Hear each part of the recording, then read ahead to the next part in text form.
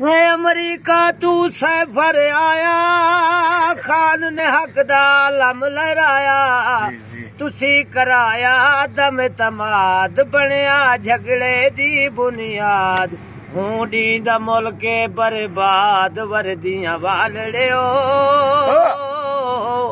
इंसाफ करो। ओ मुल्क दी दाल च वड्डा काला, जेंदा ना है भी गोडाला, चादर चार दीवारी पार, नंगियां वीडियो इज्जतां तार, क्या इवें होंदे न चौकीदार, वर्दियां वालड़े इंसाफ करो।